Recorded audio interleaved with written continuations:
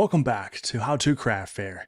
This is episode number 22 in the Craft Fair booth review series, where I take a look at a real craft fair booth submitted by one of my subscribers, and I'm going to break this review down into 10 different segments. Along the way, I'll point out things that the vendor is doing well and should continue to do, and then also identify some areas where there's room for improvement. Along the way, keep your craft fair booth in mind so that you can apply these tips in order to take your setup to the next level. Let's go ahead and dive right in. Okay, so for today's episode, we're going to be reviewing Monsy's booth, and Monsy's business name is Monsy's Creations.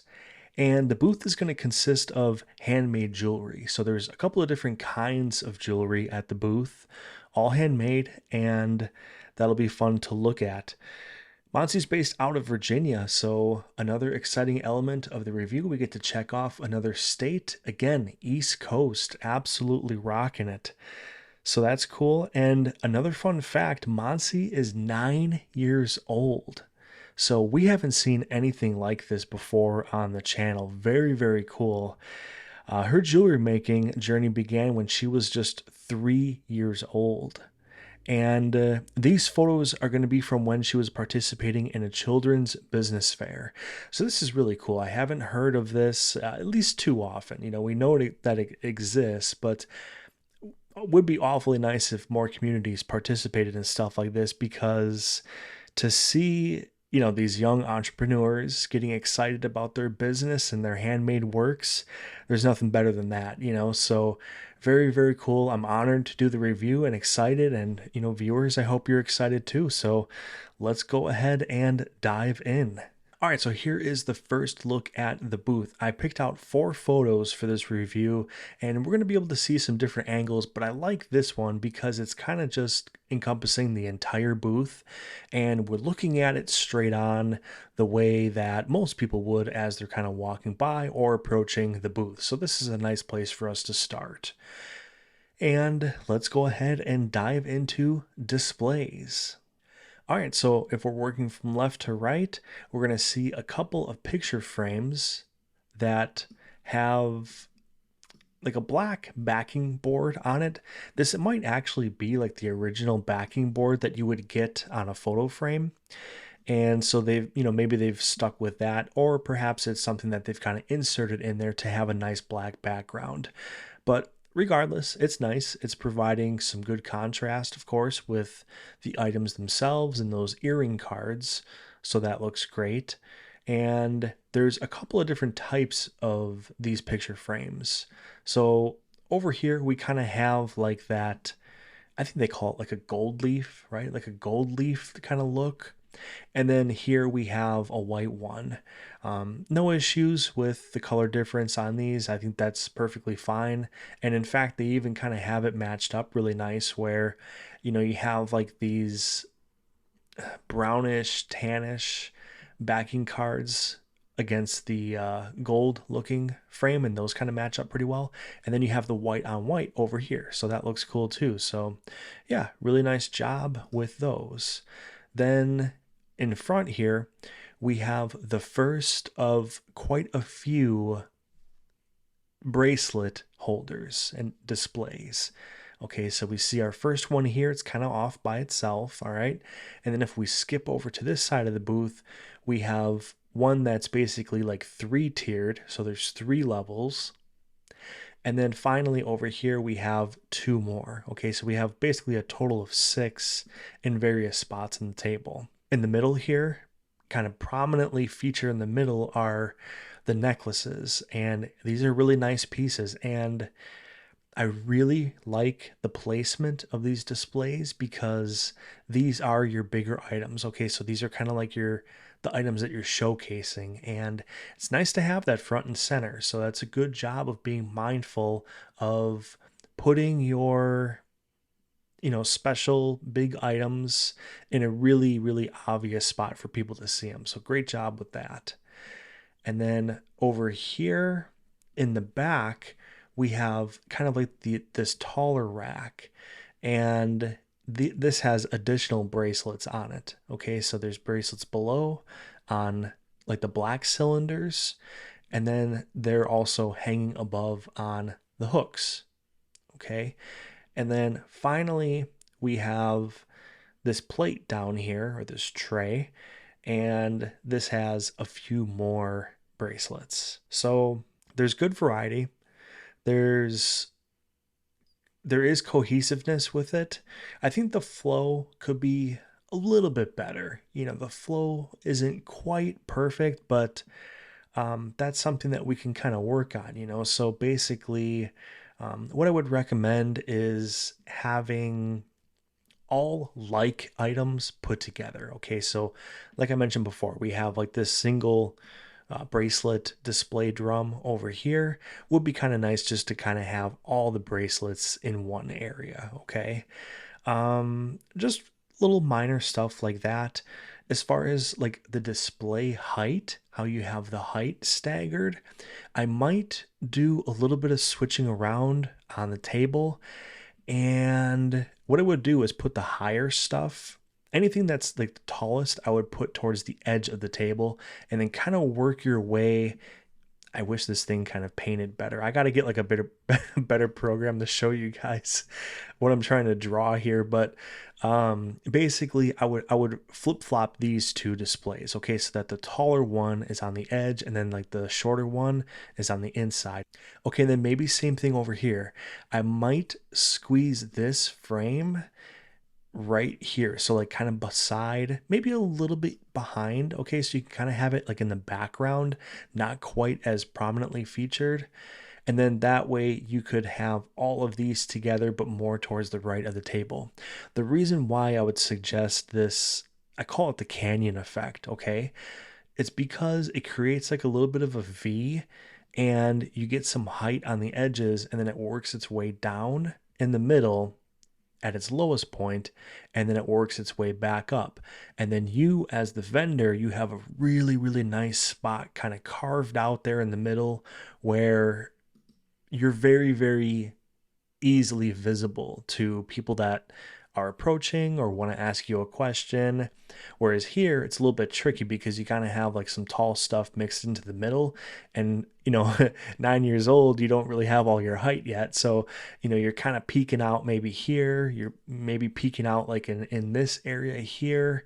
Not a lot of options for you. So that's really the only reason why I would suggest that. Now, this is an obstacle that is going to get easier as time goes on, and maybe you start to do like 10 by 10 booths where there's just more space, and you really don't have to worry about like this whole canyon effect thing, and you're going to be visible so much more easier where there's more space. But when you're limited to just one table, that's when you got to get a little bit creative, and it gets a little bit trickier. So just carve out that room for yourself, and it's going to make you more visible to shoppers, and that's something that shoppers definitely appreciate. 100%. I've gotten a lot of feedback on that throughout the years where shoppers, they like to approach the vendor and the vendor is easily visible. Part of the excitement of coming to craft fairs for shoppers is that they get to meet the makers, so that's a really nice aspect of coming to the shows. So the easier that you can make that on the people, the easier it is to going to be to, kind of establish those connections and maybe convert into higher sales. Okay, but just kind of wrapping up the displays segment, I think really that's about it. I like the displays. They're high quality displays. That's very important too, and I haven't really touched on that yet. Especially with jewelry, you've done a really nice job of having kind of like the formal displays for jewelry, and it provides such nice contrast against the items. Okay, so I'm going to take a look at these necklaces, for example. I mean, how well they stand out against that, black silhouette, kind of like the mannequin shape or whatever. Really, really nice. So very, very good job with the quality of your displays. I think it's more so just there might be a little bit room for improvement on the arrangement of them. Okay, so let's dive into pricing now. So pricing, we're doing grouped pricing, and that's great. For a booth like this, that makes a whole lot of sense because the items are, basically grouped together as it is, and that's going to make this just really, really easy for the shoppers to understand. So let's kind of start front and center. We have this sign right here, and these are all like little A-frame signs. And we've got the necklaces, $8 to $10. And then over here is the earrings. We have a better view of this, but I'll stick to this view for now, okay? So here's the earring sign that's covering this entire section. And then finally on the right hand side, it's one sign for the two different bracelet types. Okay, so it's kind of nice the way that you've done this. So the clay bead bracelets are up here, and then down here you have the seed bead bracelets, and that's nice to see. So I like that you have them split up so that people, if they're into a different type, they have that and it's not all mixed in together, but yet they're all the same price. So I really like what you've done with the sign here and how you've kind of arranged this to cover the price being the same for the items, but then having a distinguishable difference between the two different types of items. So really, really nice job there. I like that a lot.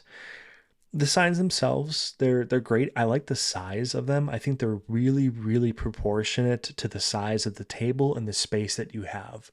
So that's kind of an important aspect of your pricing signs, you guys, and we don't really talk about this too much. And sometimes you'll see like a big booth that's maybe like a 10 by 10, and the sign is like the size of a business card, and it's kind of just like it really gets lost in the mix. So this is nice to see where it's big enough where you can prominently display the price itself and the name of the item, and it's very visible, but yet it's not like overwhelming. It's not stealing any kind of spotlight away from the items. So you've hit a really, really nice sweet spot here with the size of the signs. Really, really like them. Now the signs themselves, they're kind of safe. It's a little bit safe where I think we're going to talk about this later on in the video with your branding and stuff like that. Very, very good, very strong. But the signs themselves, they feel sort of safe, so I think this is a little bit of an opportunity to kind of spice them up a little bit. And generally what I recommend to people is that they keep their signs simple. But with you being a younger entrepreneur, right, and business owner, it's fun to show your personality, and people are going to get a kick out of that. So, if you wanted to draw like a little something on the sign, I think that would be kind of nice, and again, generally I kind of steer people away from this a little bit, but you have good room on the sign. So that's first and foremost. If you put like a little something, say you like to draw flowers or you like to draw trees or whatever, if you were to dedicate a little bit of space, like maybe in one or two of the corners of the signs, it's not going to take away from what the sign's purpose is, which of course is to display the price and the name of the item. So I think that's going to be a nice way for you to kind of inject a little bit more of your personality into the signs while still maintaining the functionality of these great signs in the first place. Okay. So yeah, that's like the one recommendation that I would have is, kind of spice up the signs just a little bit. But I don't know for sure if you have individual pricing on anything. I don't think you do. Let's check out a couple of other photos at this point and see if we can see anything. So here's a good look at the right side of the booth looking down. Okay, we're not seeing anything over here. All right. And over here, we get a little bit of a closer look. I'll zoom in a little bit on this one. Okay, and it looks just like, we're sticking with the grouped signage. And you know what? I'm just noticing something right now, you guys. She has these bracelets over here. See, this is why I got to look at all the photos from the beginning. Sorry about that. But she has these particular bracelets over here because these are $5 bracelets. Okay, so now it makes perfect sense why this particular display is separated from the other ones. All right, so disregard that previous comment I made.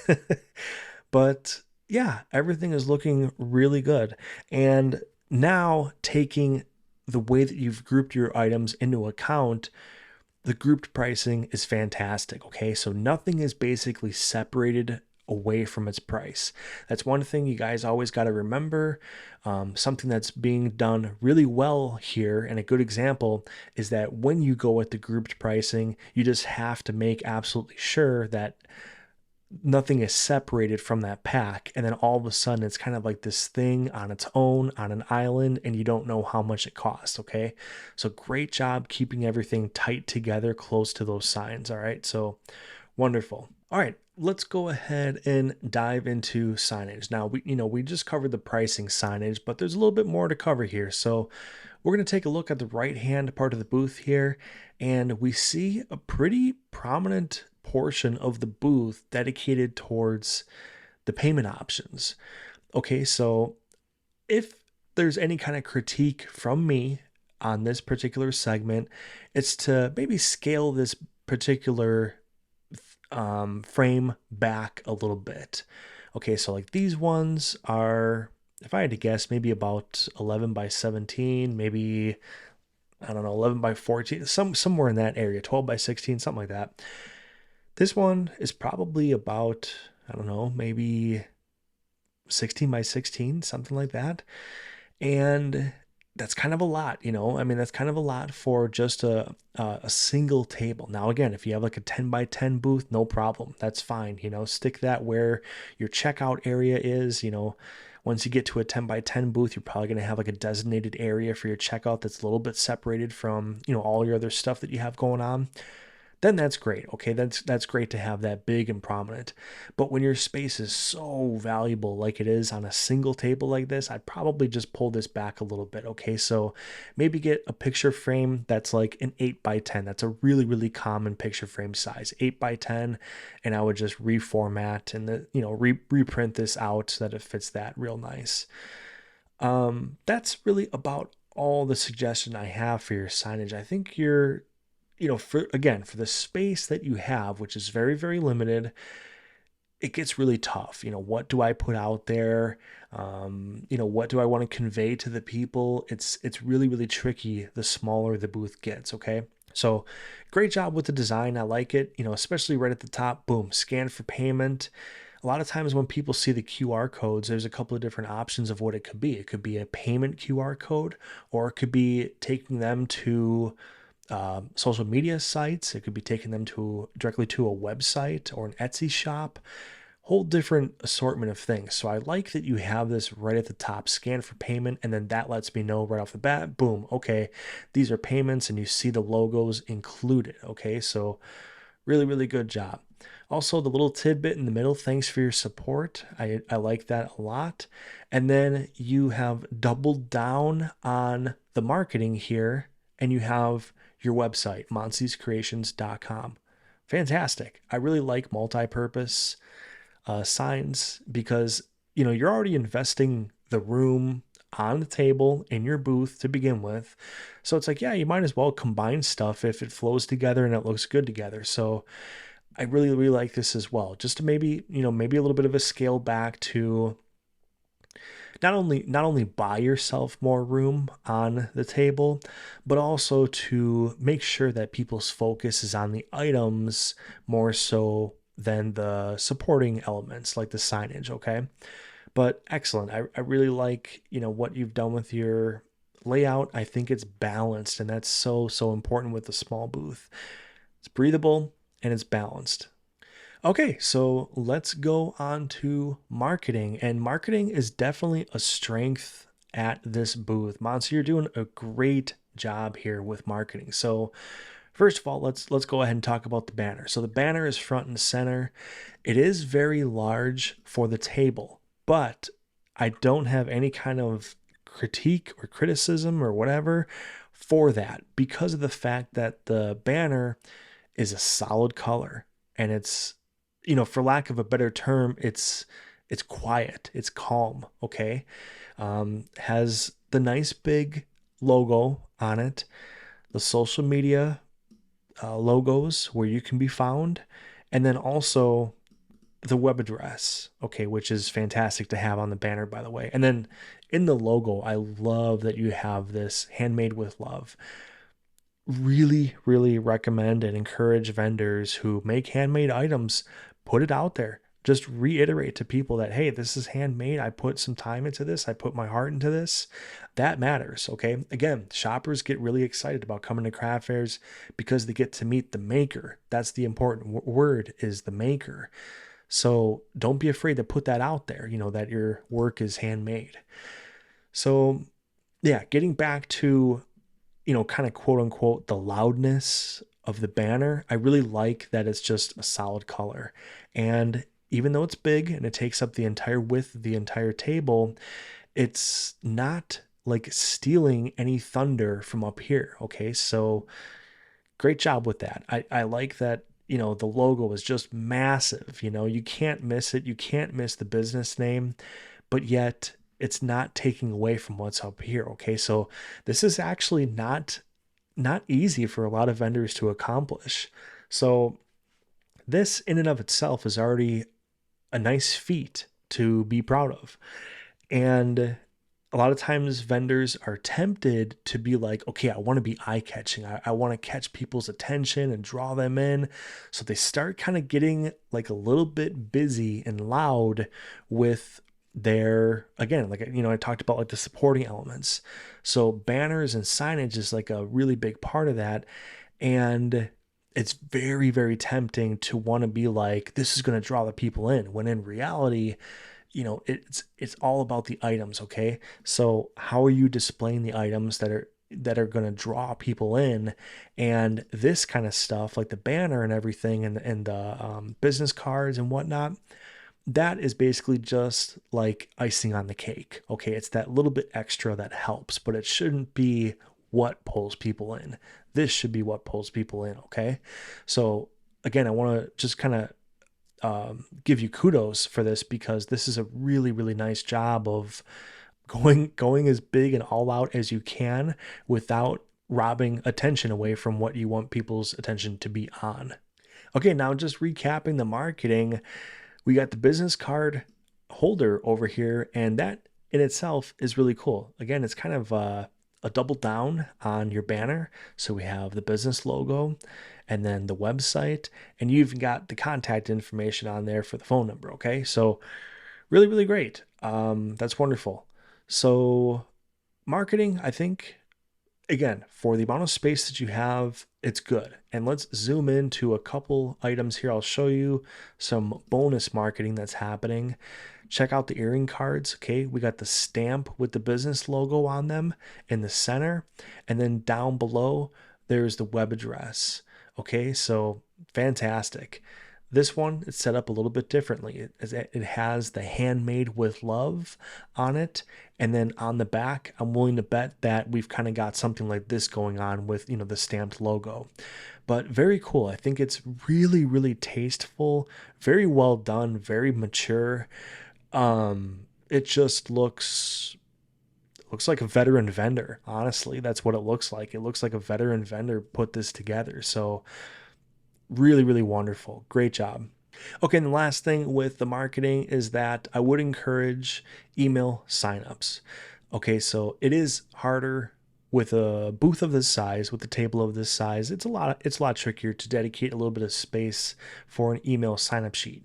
But if you're able to buy a little bit of room by scaling back on this frame right here, maybe that would buy you just enough room to have some kind of a sign up sheet, maybe a clipboard even. It doesn't have to be fancy or anything, but this is a really, really great way to help build that following, help build that consistent following, because you've probably heard me say this on the channel before, and this is something I talk about a lot, but I'll say it again, social media sites, they're great and everything for connecting with people and building a following and all that kind of stuff, but you are at the mercy of their algorithms. Okay. So when you make a post and say, for example, you have 1,000 followers, it's not going to reach all 1,000 of those followers. Okay. It's typically actually just a fraction of your followers get exposed to that content. So building up an email contact list is really, really important, because it's basically like a guaranteed method of reaching however many people you have on that contact list. All right. So if this is something that you're doing already, love it. Keep doing it. Just keep working on it and keep building that up as time goes on, and it's going to pay dividends for you. But if you're not doing it yet, this is definitely something that you want to consider kind of introducing into the booth. and give yourself that opportunity to again have like reliable contacts that you can fall back on if your social media sites aren't getting the reach that you are hoping for. Okay, so let's go ahead and move on to vertical space. So I'll keep this one a little bit short because we already kind of covered this during the first display segment. All right, so we talked about the canyon effect, all right? So kind of having things a little bit higher on the edges and then working your way down in the middle. Now, that is, again, a little bit more specific towards events like this where you pretty much just have one table space, okay? Once you're in a 10 by 10, and I keep saying once you're in a 10 by 10, you might not want to do 10 by 10s, So I feel kind of goofy saying it this deep into the review, but if you were to go down that road some point and do 10 by 10s, the canyon effect, it's not as important, okay? It's not as crucial, but just because you're going to have so many other open spots. But yeah, it's just kind of something to think about. It's like, why am I building verticality in some parts of the booth? So you guys are doing a great job of putting verticality out there, but then think about the why. So like think about like where it is and why it's there and all that stuff. And yeah, just make base your decisions based off of that, like based off of what you want your verticality to do for your booth. All right, let's dive into colors, contrast, and texture. I'll say it again, a strength of the booth. So let's start with colors. Banner, we have a nice black and white theme, and we've seen this a couple times in the booth reviews. Big fan of it. I really like it. It keeps it simple, it's classic, it's timeless, so that's important too. It's not going to go out of style, so that's cool. I like that about it. And it doesn't, again, take away the attention away from what's above the banner. Okay, so there's a lot to like about a black and white logo and color theme. It's very, very clean. And particularly when it comes to a jewelry booth. So when you think about jewelry, even though, I mean, so much of this jewelry is like fun and, like I guess they call it, like cosmetic jewelry where, it's fun and it has personality, right? You do have sections over here where it gets a little bit more towards the formal end. I mean, your necklaces, right? The necklaces look something that's very nice. And then there are quite a few earring sets over here where you could totally see a gal wearing these on a nice night out. So black and white as far as a theme and a jewelry theme is dynamite. It's absolutely fantastic because black and white is something that people associate with formal. It's just one of those things, like black dress or black tie event. It's always been this thing where, black and white is formal. So to have that associated with a jewelry booth is really, really great. And I would highly recommend that you don't veer off of the black and white theme. Say someday you want to change your logo or you want to kind of change things up. Black and white's fantastic. It's again, it's timeless. It'll never get old. Okay, so now just to touch one more time on the colors on the displays. Great job. Okay, so there's great contrast with the colors on the displays and very well thought out. Okay, so we just take a really quick look. The picture frames, they look great. Great contrast on the colors. Same thing with the bracelet displays, the necklace displays, same thing. The one tricky one is up here. Okay, so these are up just kind of hanging by themselves. Not a whole lot that you can do to enhance the color contrast conversation with these particular bracelets that are hanging up here. Okay, because they're not up against anything, they're kind of just floating up there. All right, so these do get a little bit lost compared to everything that you have down here. Okay, so if I would if I had to force a change, if I had to pick one thing to kind of change with the bracelet situation, I would just go with all of these black display drums. Okay, I think they look fantastic. They're providing really really good contrast, and it's great that you have them at different heights and levels. Okay, so yeah, no, nothing wrong with it. And I know that you probably did it to kind of spice things up and to offer display variety, which is a good thing.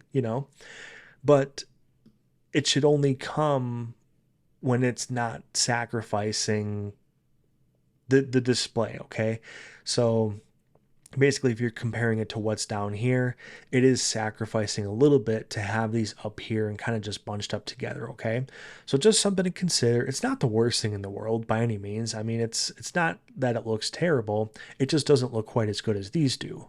So again, something to kind of consider. But yeah, last element of this particular segment, texture, wonderful, absolutely wonderful. There are no texture issues anywhere at this booth.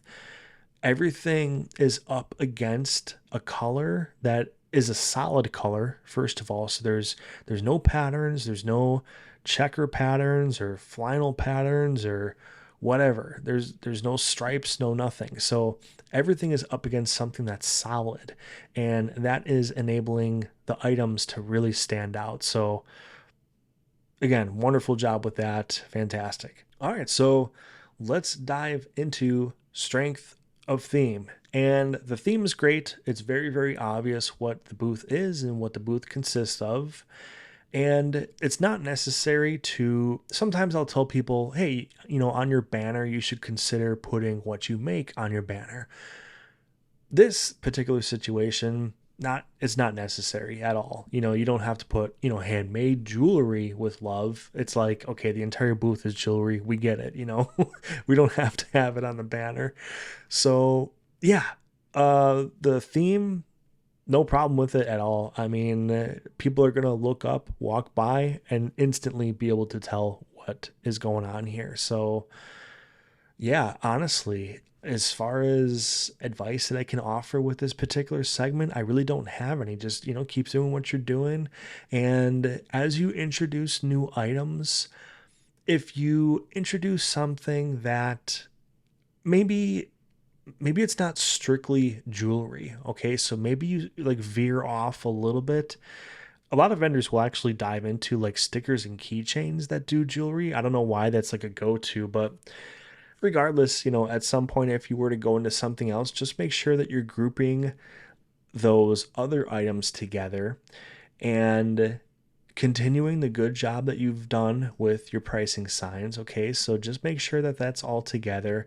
And if there is a way to inject your branding into whatever additional product and item would come along in the future, that is going to help to make the booth feel cohesive, even though there's a different type of item at the booth now. Okay, so that's just something to consider if you were ever to veer a little bit outside of jewelry, or if you want to just stick to that, cool. It's frankly, it's just going to make your life easier. So whichever way you do that, great.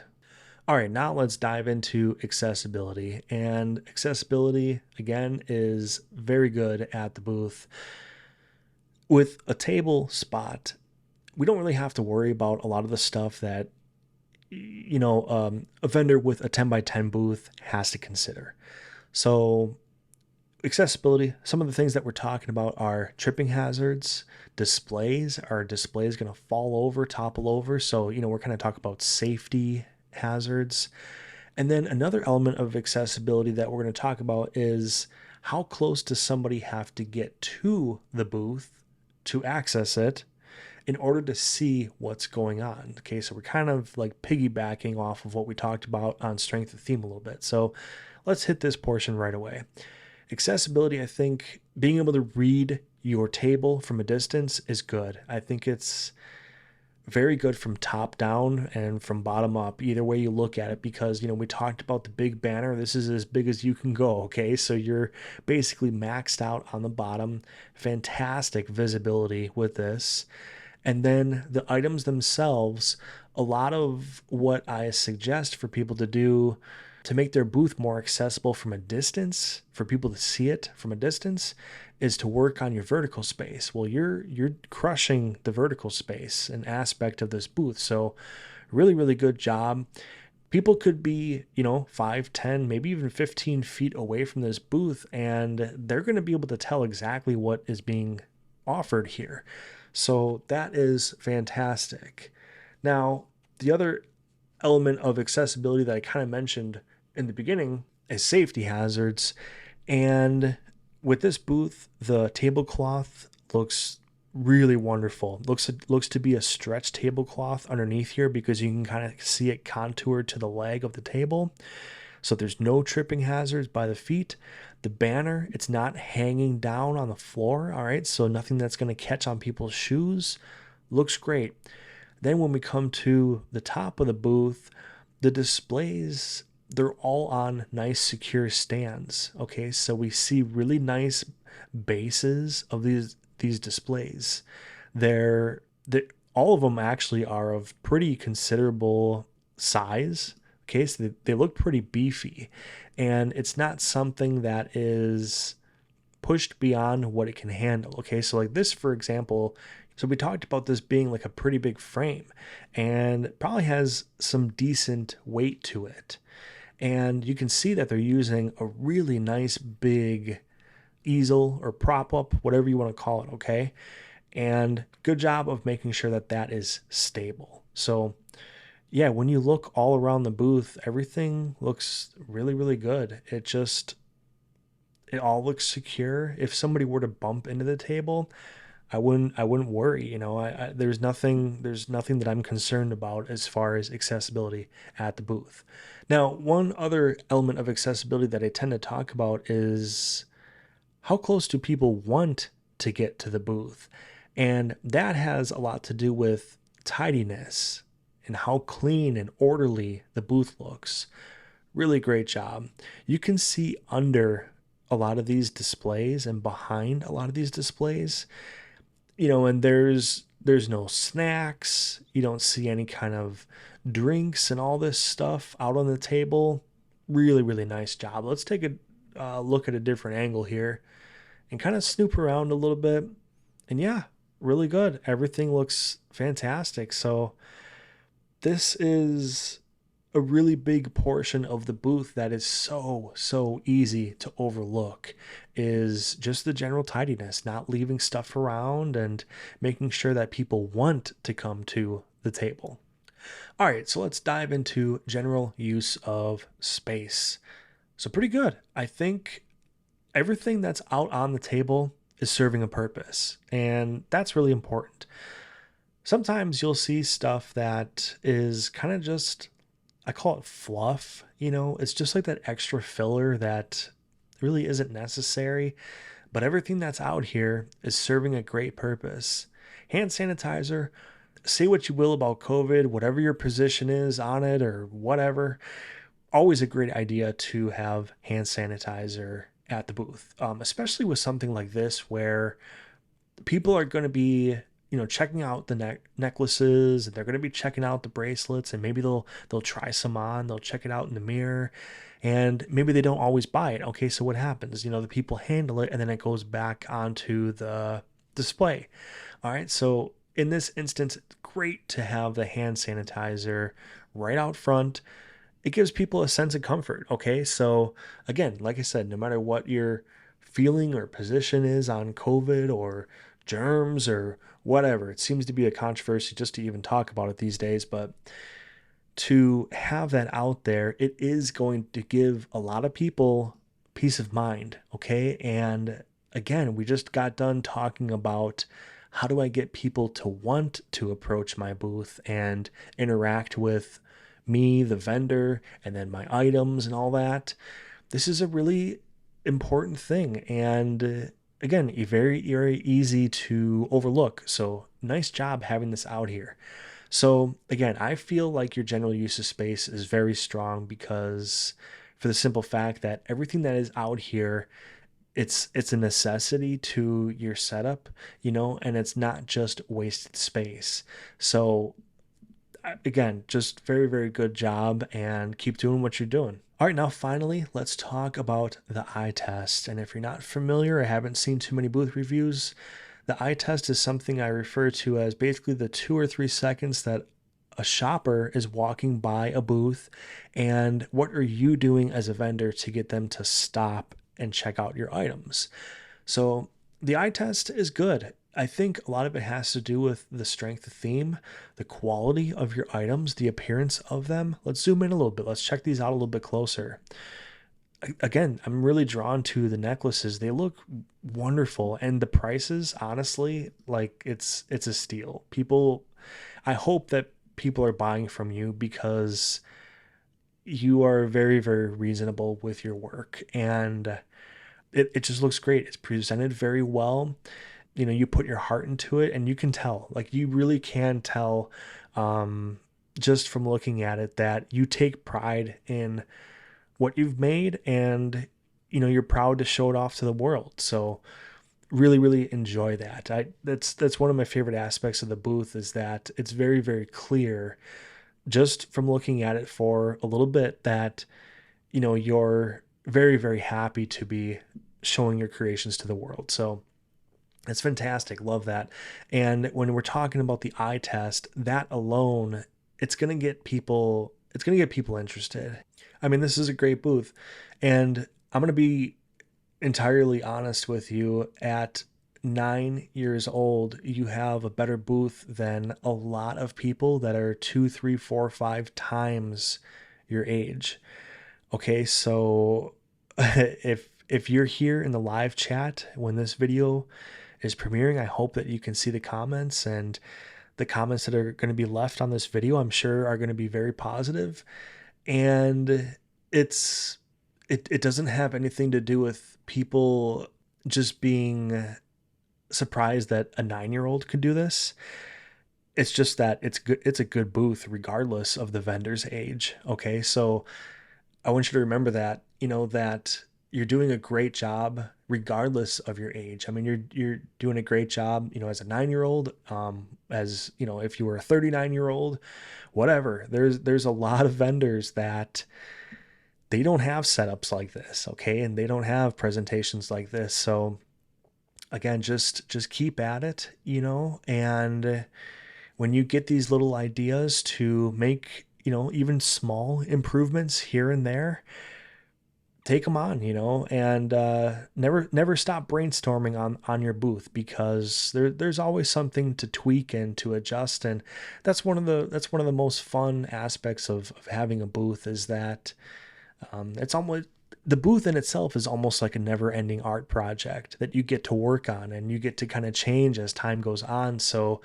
enjoy that, enjoy all the little improvements that come with time, and every now and then look back on how far you've come, and that can be really rewarding and inspiring too. So this was a really, really fun booth to review. I'm going to do a little bit of a summary. So we talked about the verticality, so maybe do a little bit of a canyon, have a little bit of a lower portion in the middle. We talked about this frame right here, maybe cutting back on the size just a touch, maybe spicing up the pricing signs a little bit. Don't be afraid to show off that personality a little bit in those pricing signs. I think people are really going to enjoy that and seeing that from you.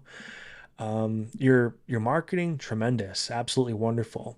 We didn't talk about the mirror yet, okay, and I'm going to touch on that for just a second. So the mirror, if at all possible, I would get that higher up at the booth, okay? Because when people, and I talked about this like 1 or 2 booth reviews ago, it was maybe like episode 19 or 20, somewhere around there.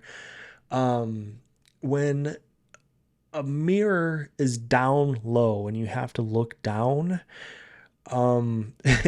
it's kind of like that old expression where they say, oh, the camera adds 10 pounds. Like, when you look down, it makes you look like you have double chins, and it just makes you look like you're not as appealing as you are when you're just looking straight on. You know what I mean? So what I would do is get this mirror up so that people are kind of more eye level with the mirror height, and they don't have to look down, okay? So just something to consider there. And then I wanted to point something out too that I haven't talked about yet, and that's this back area. So you have a little cash register, you got your calculator. Good job on that, first of all. Every vendor should bring their calculator, and even if you have it on your phone, it's kind of nice just to have one dedicated for that so you don't have to get into the calculator app and all that stuff. Your bags, really nice. Has the logo on them, the brown paper bags with the handles. I'll always be a fan of those. It's just like a classic, timeless look. And again, we're talking about jewelry where your supporting materials, when you can kind of keep those safe and classic, that's going to benefit you. So looks great, looks formal, looks really, really nice. And just wanted to point that out, that I did see these bags, and I think that's a really nice aspect of the booth too, the fact that you got those ready to go and you can make those transactions nice and smooth. Okay, so Monsy, I want to thank you again for sharing your booth with the world. I mean, I hope a lot of people see this. I hope a lot of people check you out on social media and your website. Viewers, please give Monsy a follow on social media. That would be absolutely tremendous. Let's see how many followers we can get her on social media. That would be great. And again, thank you for sending in the booth. It was my pleasure to do this review. Very, very cool. Again, what they're doing out in Virginia with the Children's Business Fair, that's awesome. If somehow the organizer of this event happens to see this booth review, hats off to you, to whoever's organizing that event, because that is very, very noble and inspirational to give kids a chance. Sometimes at craft fairs, like vendors and organizers will get nervous when there's a lot of kids around. And sometimes, there's the feeling out there like, oh, the kids can't, handle, I don't want them handling my items because I'm afraid they're going to break something, or, they're just here to cause a ruckus or whatever. But this is a really, really good example to never judge a book by its cover. Whether a person is young, old, male, female, whatever, you have no idea what people's interests are and what's driving them to be at an event. Okay. So really, really cool. I can't say it enough. This was episode number 22. I think, yes, 22 in the craft fair booth review series. To find out more information on how to get your booth review, check out my website. I have the link below for myself, and then also I have all of Monsy's links below as well to make it easy for you to find her. On my website, I have a lot of cool information about booth reviews, but then I also have some information on my Amazon links of suggested displays and accessories that'll help you out for a craft fair. And then I also have a link to my Etsy shop with all kinds of downloadable resources.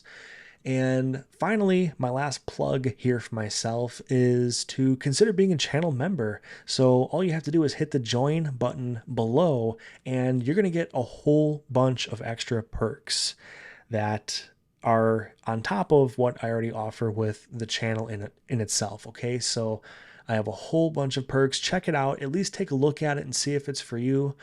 And it's a great way to support the channel. Okay, I don't really make a whole lot of money doing this, but again, it's kind of just like a nice way to support the channel if you're interested. So to check out all the other videos in this playlist, click on the playlist above, and thank you all so much for watching.